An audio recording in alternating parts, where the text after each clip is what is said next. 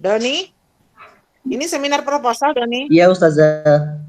Ya, kita akan melaksanakan seminar proposal atas nama Doni Rizaldi. Pada hari ini tim telah siap semua, Ibu Dr. Umi Hijriah, Ibu Kanada, Bapak Ahmad Iqbal. Kita awali terlebih dahulu dengan mengucapkan kalimat basmalah. Bismillahirrahmanirrahim. Karena masuknya sudah agak terlambat ya, jadi langsung saja Doni, kamu paparkan kalau bisa 7 menit bisa dipaparkan ya. Apa-apa pointer-pointer yang akan kamu ajukan. Silakan.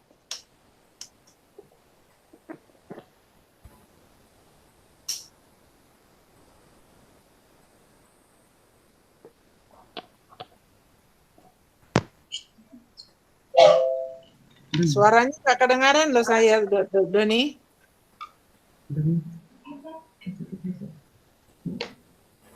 Tes suara Don, tes suara Don. Iya, Ustazah. Tes suaramu Ya. Nah itu ada. Ya, silakan. Udah bisa ya.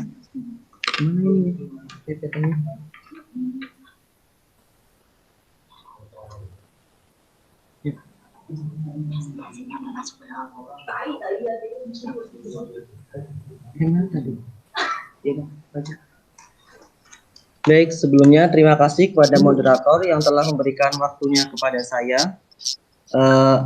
Di sini saya akan mempresentasikan hasil proposal saya yang berjudul Penerapan Metode Tahsin dalam Meningkatkan Kemampuan Membaca Nyaring di Pondok Pesantren Sifaul Qulub Karanganyar, Lampung Selatan.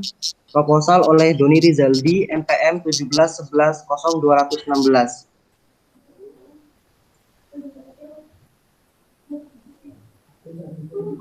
Pendahuluan.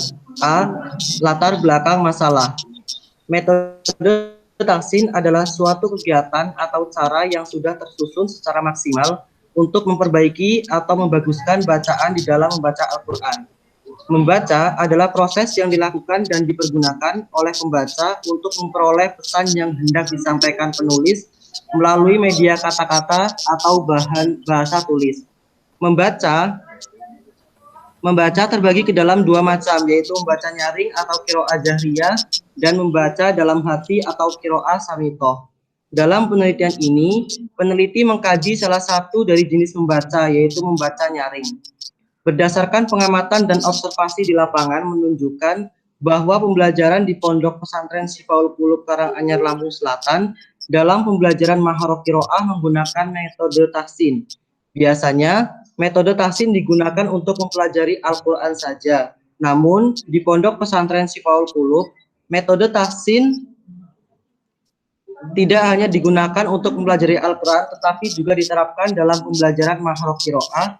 Dengan metode tahsin tersebut, sebagian besar santri memiliki pelafalan huruf yang dapat dikatakan baik dalam segi makhraj maupun tajwid, khususnya pada tingkat kelas pemula atau ula. Hal ini juga dipertegas dengan hasil wawancara langsung dengan salah satu santri di Pondok Pesantren Sifaul Qulub yang mengatakan bahwa membacanya harus sesuai dengan metode tahsin yang sudah diajarkan sebelumnya. Panjang pendeknya harus benar, tajwid dan makhrajnya juga harus benar. Berdasarkan latar belakang yang telah dikemukakan di atas, maka peneliti terinspirasi untuk meneliti seperti apa metode tahsin yang diterapkan pada santri Pondok Pesantren Sifaul Qulub Karanganyar, Lampung Selatan dalam pembelajaran maharah qiraah, khususnya qiraah jahriyah pada santri kelas ula. Apakah sudah optimal dalam pengajaran sehingga mendapatkan hasil yang sesuai dengan tujuan yang diinginkan. Penelitian ini juga diharapkan mendapat hal-hal baru yang dapat diambil hikmahnya dan dapat mengetahui sejauh mana peningkatan keterampilan membaca santri Pondok Pesantren Sifaul Qulub, khususnya kelas pemula atau ula dalam pembelajaran maharah qiraah. B. Identifikasi masalah. Berdasarkan latar belakang masalah di atas, maka dapat diidentifikasikan masalah yang terdapat di Pondok Pesantren Sifaul Qulub Karanganyar, Lampung Selatan sebagai berikut. 1. Metode tahsin umumnya digunakan untuk mempelajari Al-Quran. Tetapi di Pondok Pesantren Sifaul Qulub, metode ini juga diterapkan pada pembelajaran maharah qiraah jahriyah pada santri kelas ula. 2. Tidak semua santri lancar dalam membaca kitab dikarenakan latar belakang pendidikan berbeda-beda antara santri yang satu dengan yang lainnya. 3. Mata pelajaran bahasa Arab sering dianggap tidak menarik oleh sebagian santri. Hal ini terlihat saat proses pembelajaran santri kurang fokus pada saat menerima materi. C. Fokus penelitian. Berdasarkan identifikasi masalah, peneliti membatasi fokus penelitian ini penerapan metode tahsin dalam meningkatkan maharah qiraah khususnya qiraah jahriyah pada kelas ula di Pondok Pesantren Sifaul Qulub Karanganyar, Lampung Selatan. D. Rumusan masalah. Berdasarkan uraian latar belakang di atas, maka penulis merumuskan permasalahan penelitian sebagai berikut. Bagaimanakah penerapan metode tahsin dalam meningkatkan maharah qiraah di Pondok Pesantren Sifaul Qulub Karanganyar, Lampung Selatan? E. Tujuan penelitian. Berdasarkan rumusan masalah di atas, maka penelitian ini bertujuan untuk mendeskripsikan penerapan metode tahsin dalam meningkatkan maharah qiraah di Pondok Pesantren Sifaul Qulub Karanganyar, Lampung Selatan. Metode penelitian. Jenis penelitian yang digunakan adalah kualitatif deskriptif, yaitu penelitian yang ditujukan dalam memahami fenomena mengenai apa yang dialami oleh bahan penelitian yang menghasilkan data deskriptif berbentuk kata-kata tertulis atau lisan dari orang-orang dan perilaku yang diamati. Pada penelitian ini terdapat beberapa metode dalam pengumpulan data, diantaranya A. Metode observasi, yang B. Metode wawancara, dan yang C. Metode dokumentasi. Terima kasih. Itulah presentasi dari proposal saya. Kurang lebihnya saya mohon maaf. Saya akhiri. Wassalamualaikum warahmatullahi wabarakatuh. Waalaikumsalam warahmatullahi wabarakatuh. Doni, terima kasih telah memaparkan isi proposal Anda. Pertanyaan saya terlebih dahulu, sebenarnya masalahmu itu ada di mana gitu loh? Apa namanya, subfokusnya tadi kok banyak banget ya. Sebenarnya kamu data awalnya apa? Data awalnya apa? Data awal permasalahan. Permasalahannya sebenarnya di sana itu kan dalam pembelajaran maharah qiraah itu menggunakan metode tahsin. Nah, permasalahannya itu ya karena menggunakan metode tahsin itu, Bu, biasanya kan metode tahsin itu digunakan hanya untuk mempelajari Al-Quran saja. Tetapi ternyata di Pondok Pesantren Sifaul Qulub itu pembelajaran maharah qiraahnya juga menggunakan metode tahsin. Nah, contohnya gimana simpelnya? Simpelnya kayak mana menggunakan metode tahsin dalam qiraah itu? Misalkan bahasa dalam Arab kan? Iya, misalkan dalam membacanya itu dia harus kayak misalkan tajwidnya harus benar, terus pelancarannya gitu, Ustazah. Contohin. Angka. Harus pakai tajwid itu bahasa Arab. Antum di kampus nggak, Ustazah? Lama Ustazah, Mbak Din. Oh, Mbak Din ya. Ya. Silakan ini apa Rizaldi, Doni. Kayak misalkan dalam baca surat Al-Fatihah, Alhamdulillahirabbil alamin. Nah, itu kan dia harus sesuai dalam segi makhrajnya, kelancarannya gitu. Ada indikator-indikator metode tahsin yang itu kan Al-Qur'an. Kalau kata kau tadi kan qiraah bahasa Arab, beda loh. Gimana maksudnya kamu itu dicampur adukan ya? Oke lah, lebih lebih jelasnya nanti kami persilakan kepada pembahas utama, tafadhol. Udah. Baik, syukran. Syukran Saudara Ramadhani yang sudah memberikan waktu kepada saya untuk coba melihat ini seperti apa proposal Doni Rizaldi ya. Assalamualaikum warahmatullahi wabarakatuh. Waalaikumsalam warahmatullahi wabarakatuh. Benar yang saya hormati, Doni, ya tadi sebagaimana sudah dikemukakan oleh ketua ya, oleh moderator, bahwa ini tadi judulnya metode tahsin ya untuk pembelajaran bahasa Arab. Ini maksudnya seperti apa? Apa tahsin yang dimaksudkan seperti apa? Gitu. Setahu saya namanya tahsin itu, metode tahsin itu membelajarkan Al-Quran, untuk belajar Al-Quran. Kalau bahasa Arab pakai tahsin, ini kira-kira pas apa enggak kira-kira Don? Gimana? Maksud gimana? itu dulu, jangan salah kaprah nih, khawatirnya nanti malah salah kaprah ya, maksudnya tahsin untuk memperbaiki bacaan maksudnya, tapi akan berbeda tahsin membaca Al-Quran dengan tahsin membaca bahasa Arab, ya kan? Gimana? Masuk Doni gimana maksudnya? Suara kamu kok nggak ada? Suaranya nggak kedengeran.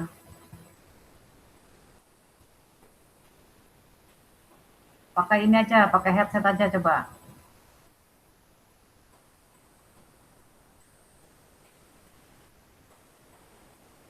Volumenya diperbesar.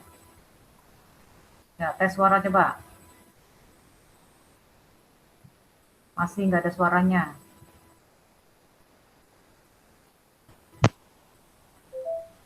Tes. Nah, ya.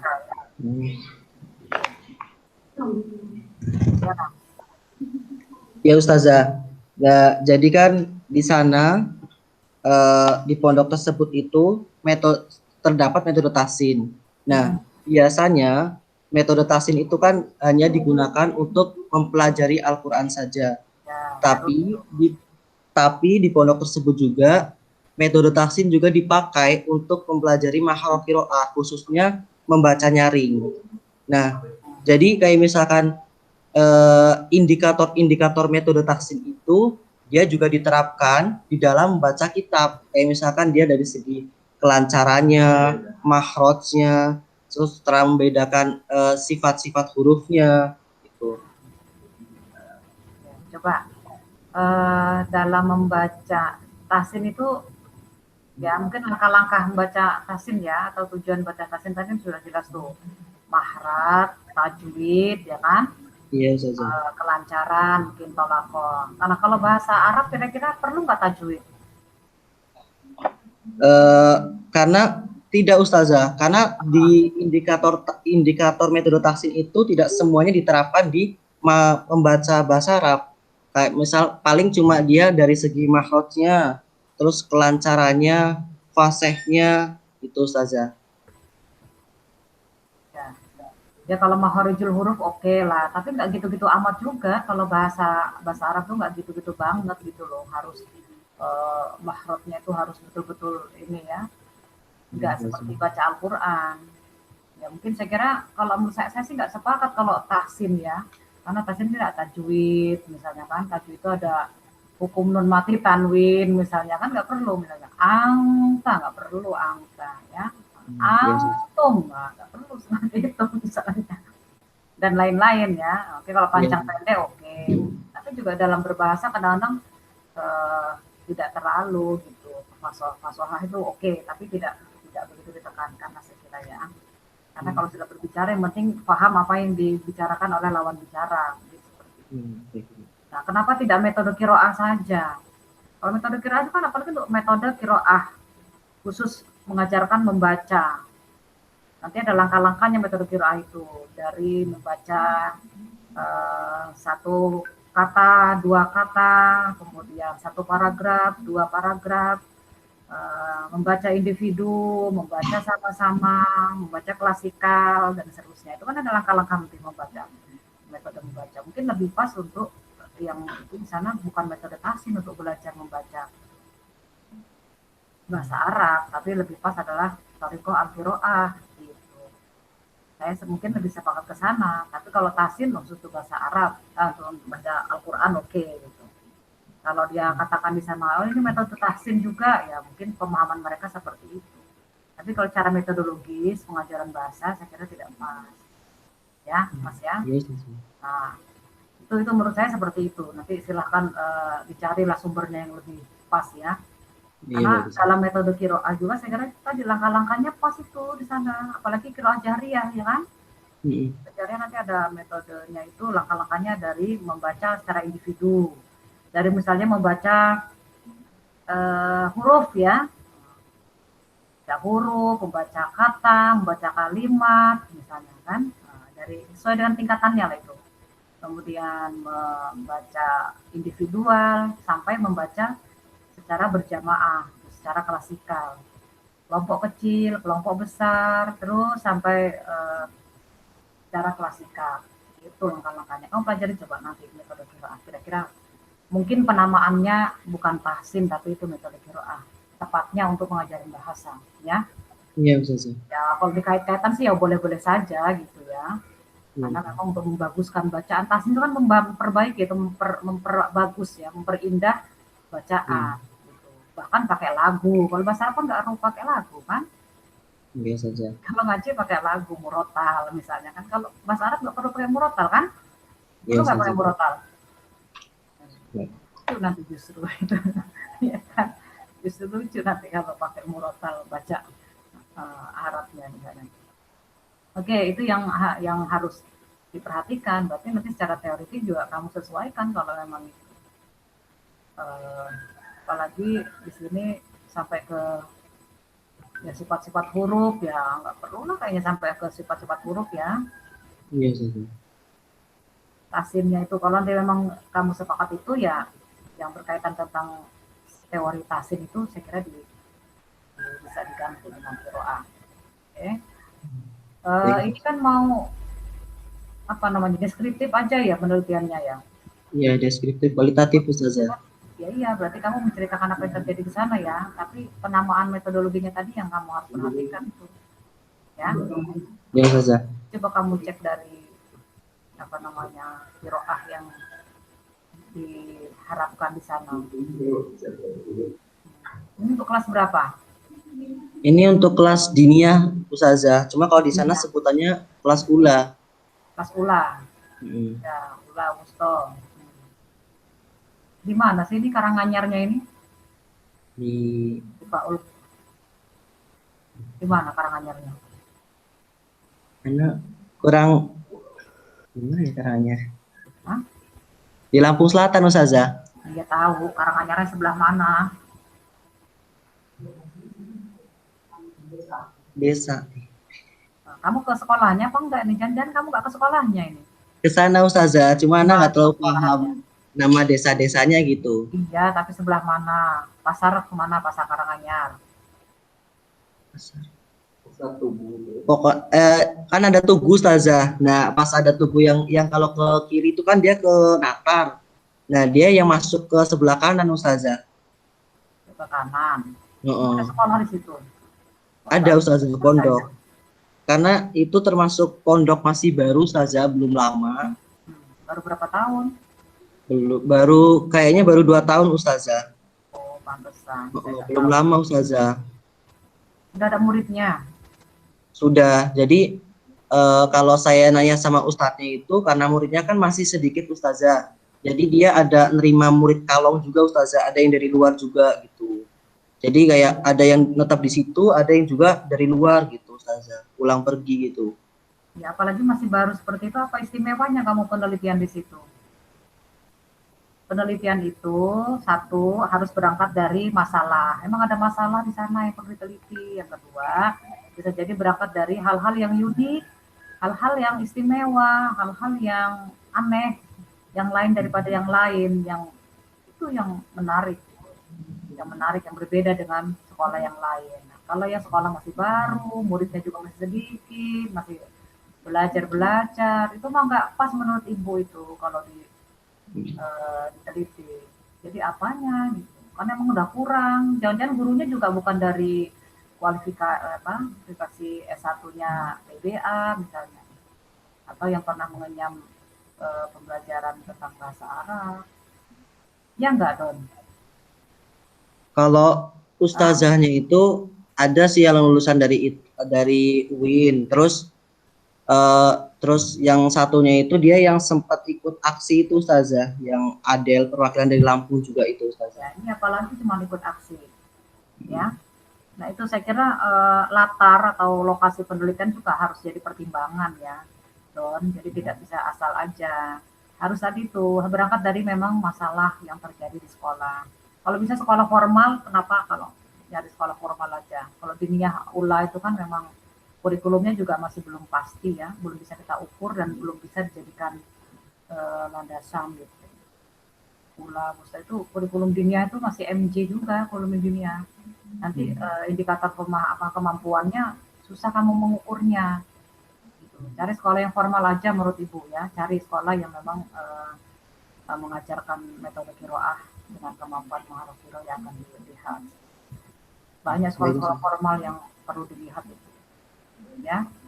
Iya, Kalau Ustazah. memang itu kamu sepakat, ya itu kan tadi karena meneliti itu bukan hanya ya salah-salah nulis saja, harus berangkat dari masalah ya kan, karena kita akan menyelesaikan masalah. Atau kamu mau melakukan eksperimen, mau uji coba terhadap suatu metode misalnya, sekolah tertentu, atau juga mau PTK boleh, gitu. Jadi harus sesuai dengan masalah dulu, baru ketahuan nanti. Itu ya menurut saya. Ya. Iya, Ustazah. Oke, berarti nanti itu mengikuti meta. Kalau misalnya rumusan masalahnya mengikuti ya, berubah, ya. Judulnya berubah, otomatis semuanya nanti fokusnya berubah, rumusannya berubah, tujuannya sampai ke metodologi, landasan teori dan metodologi juga mengikuti. Saya kira itu ya. Mungkin itu saran saya. Ustazah Rumadani, saya kembalikan ke moderator. Terima kasih. Assalamualaikum warahmatullahi wabarakatuh. Waalaikumsalam.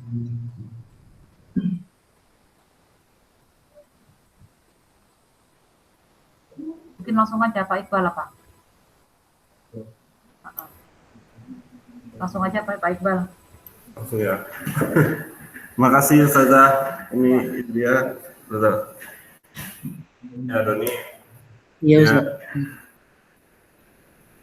di pertanyaan Ibu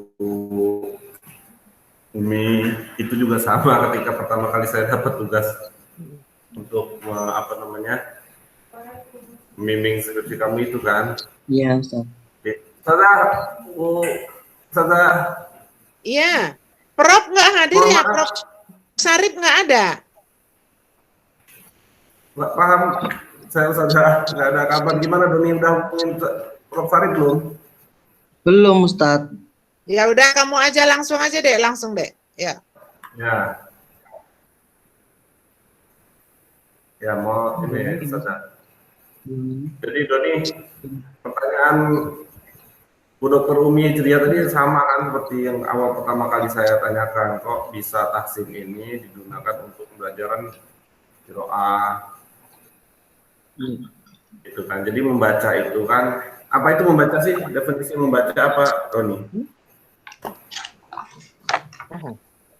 Saya udah hafal tanpa harus ini. Coba apa itu membaca dulu? Membaca itu untuk mendapatkan informasi, Ustaz. Hah? Itu tujuannya. Apa itu membaca? Salah satu tujuan. Gitu, benar. Apa itu membaca, Doni? Gimana, Ustaz? Apa itu membaca? Definisinya apa coba membaca?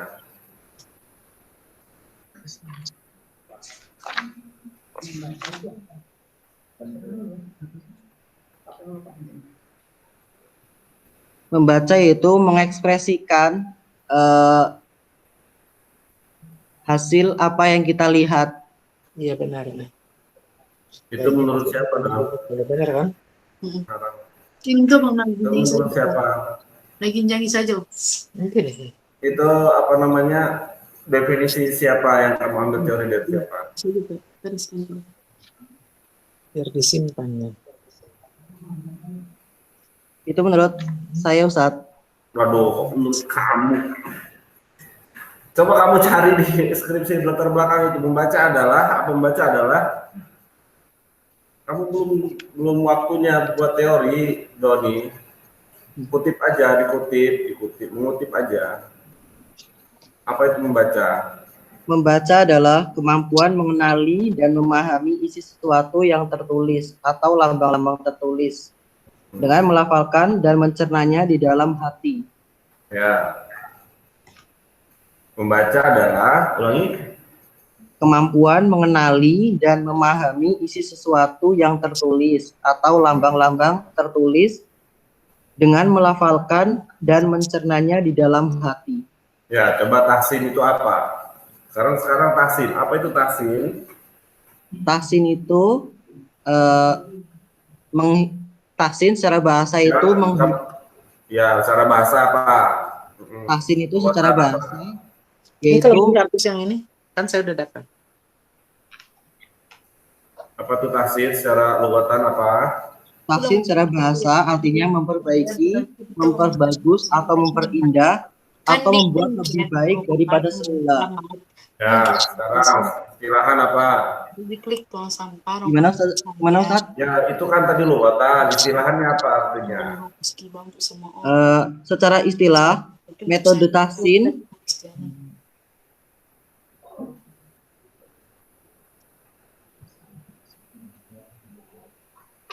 secara istilah, metode tahsin adalah metode yang membahas cara pengucapan Al-Quran, berikut cara penyampaiannya dan tata cara pelaksanaan dalam sistem mengajarnya, dimulai dari tingkatan yang sederhana sampai ke tingkatan yang sempurna. Nah, apa kira-kira yang membedakan ada yang sangat membedakan antara definisi membaca dengan tahsin tadi, apa yang sama, yang menurut kamu tahsin dan qiraah itu ada kemiripan, kemudian ada garis merahnya. Saya ini Apa yang membedakan kira-kira tahsin sayur, dengan lapar saya, sayur aja. Sayuran itu. tahsin dengan apa namanya? Jagung. Bu Rumadani mau makan jagung, saya langsung lapar. Astagfirullahaladzim. Lupa saya matiinnya. Oke. Apa itu jagung nggak boleh campur apa? Ya. Kan asap enak bener itu, Bu. Ustazah, Ana izin live ya, mau jalan ya. Oh, mau Ya, ke ya, kampus ya. ya udah ya. Oke, ya. Ya. Waalaikumsalam. Ya, jadi gitu Doni. Apa kira-kira Don? Sekalian aja lah biar di sini. Nah, kita sebenarnya bimbingannya udah lama, kami bolak-balik ya. Sebetulnya pertanyaan-pertanyaan saya masih itu aja gitu. Cuma kamu aja ya. Coba apa kira-kira yang garis merahnya dan kira-kira mirip-mirip definisi qiraah apa namanya tahsin dengan membaca tadi itu apa?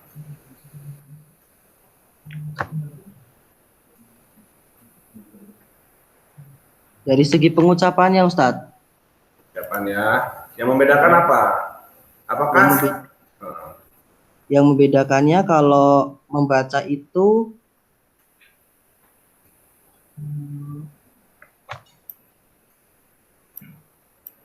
mengenali dan memahami sesuatu yang tertulis atau lambang-lambang yang tertulis. Kalau yang metode tahsin itu dia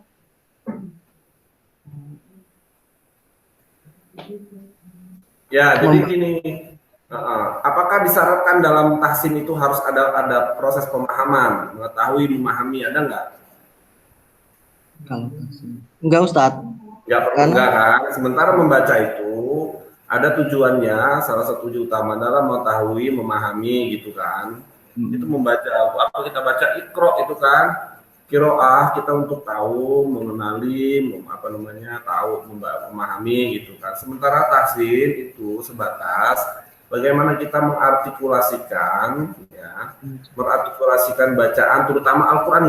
Saya tidak pernah dengar istilah tahsin itu untuk membaca misalnya kitab kuning, misal tahsin qiraah kitab kuning misalnya nggak ada, atau membaca tahsin qiraah kitab bahasa Arab misalnya, kitab Arabia Baina Yadaik atau apa gitu, nggak pernah. Saya bilang tahsin itu pasti adalah objeknya untuk membaca Al-Quran gitu. Yes. Jadi membedakan kalau tahsin itu kan bagaimana cara memperbaiki, membuat kita membaca Al-Quran itu menjadi baik, benar, dan indah gitu kan. Ya, tahsin bisa mudah, Belajar Nukatul Tartil juga sudah ada lagu-lagunya gitu kan, jadi biar enak didengarnya. Sementara qiraah itu ya, definisi qiraah itu kan ada tujuan untuk memahami dan mengetahui. Meskipun ya dalam membaca itu dibagi menjadi dua, ada yang jahar, ada yang sir gitu, boleh dengan suara, boleh juga tidak gitu kan.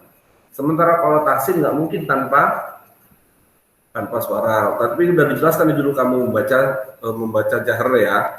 Yes. Jahar maksudnya kamu itu. Kemudian itu. Jadi bagaimana kamu menjelaskan kalau tahsin itu itu hanya untuk bagaimana membacanya dengan benar dan baik tanpa ada tujuan untuk memahami dan mengetahui informasi, mengambil informasi dari bacaan itu. Apa gimana itu? Apa alasannya kira-kira tahsin itu yang hanya biasa? Jadi nanti akhirnya kalau hanya tahsin aja, anak-anak di situ peserta didik itu hanya bisa membaca dengan baik tanpa memahami aja gitu. Coba kamu jelaskan gimana jabarkan. Sampai kok menjadi tahsin untuk biar untuk meningkatkan kemampuan membacanya. Ayo Doni. Ayo Doni. Ya Ustadz, jadi kan yang sudah saya jelaskan tadi bahwa di pondok tersebut itu selain metode tahsin dipakai untuk membaca Al-Quran, di situ juga diterapkan untuk pembelajaran bahasa Arab, khususnya maharah qiraah jahar. Nah, dengan diterapkannya metode itu, ternyata menghasilkan output yang bagus dari segi makhrajnya, santrinya itu mendapatkan output yang bagus setelah mempraktekkan metode tahsin itu di dalam membaca atau qiraah jahriyah tersebut, Ustaz. Ya gitu masalahnya kan dalam bahasa Arab, dalam percakapan bahasa Arab atau dalam pembacaan bahasa Arab itu tidak seperti baca Al-Quran yang harus semuanya sesuai dengan tajwid kan gitu. Bahkan baca Al-Quran aja saya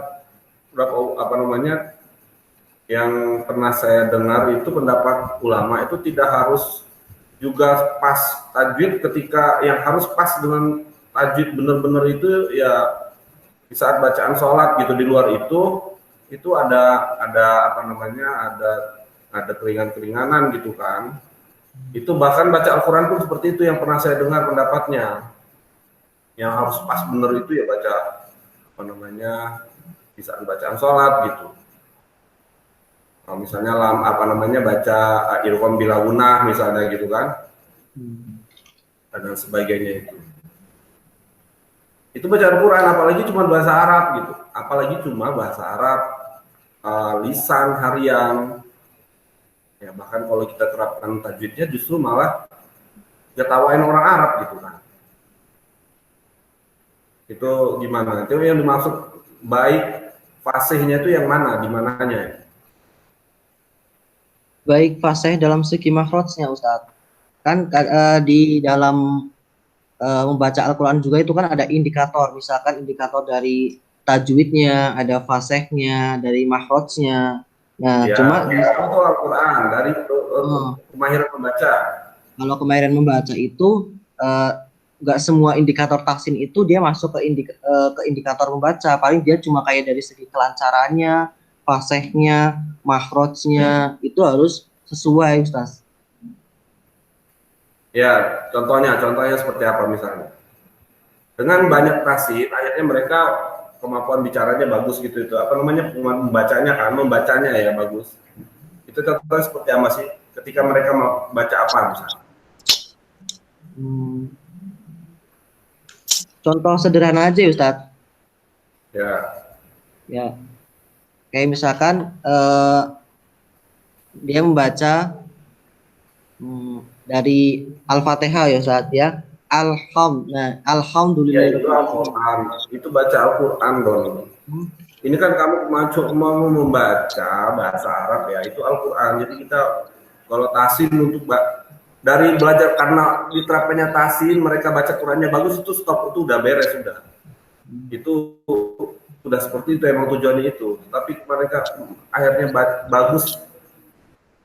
bagus bacaannya dalam bahasa Arab itu, bahasa Arab ya, dalam pelajaran bahasa Arab, kemampuan baca jaharnya itu seperti apa contohnya? Dari mana kamu tahu bagaimana?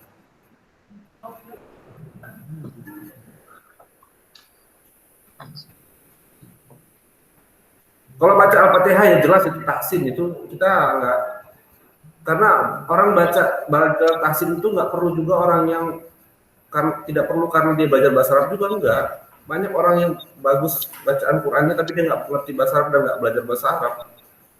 Dia ikut tahsin aja. Nah ini kan masalahnya mereka tahsin itu digunakan kamu bilang tadi itu untuk melatih kemampuan pengaruhnya terhadap kemahiran membaca bahasa Arab. Itu contohnya apa? Kami ambil kesimpulannya seperti ini.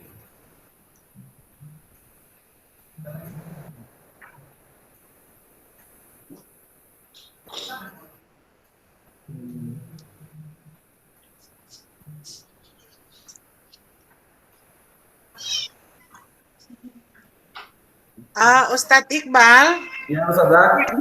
kayaknya si Doni ini nggak siap loh. Dia kayaknya asal bikin deh. Masa bikin contoh dari Bunda tadi, kamu alhamdulillah melulu. Al-Fatihah.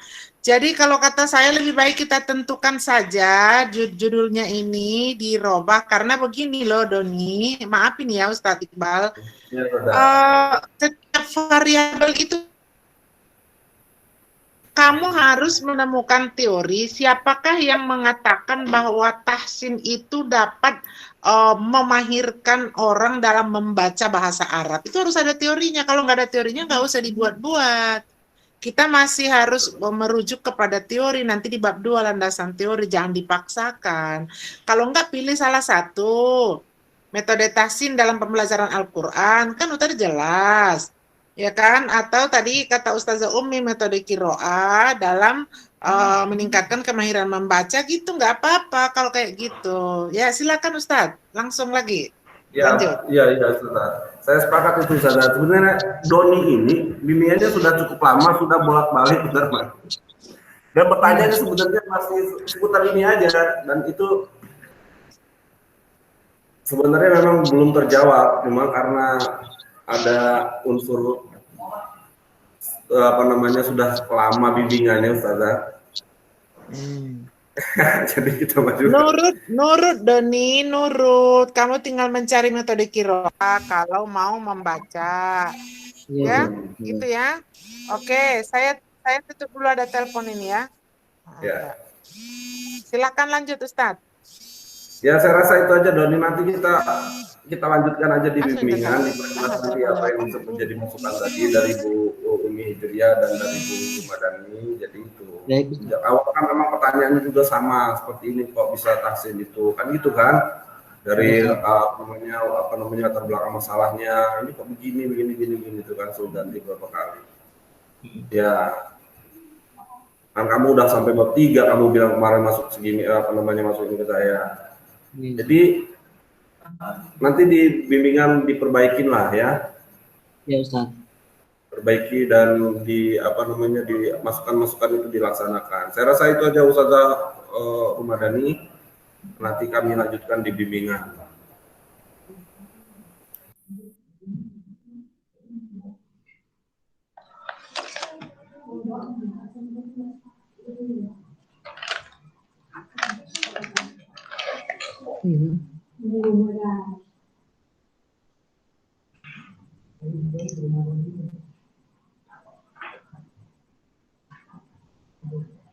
Pada diem semua.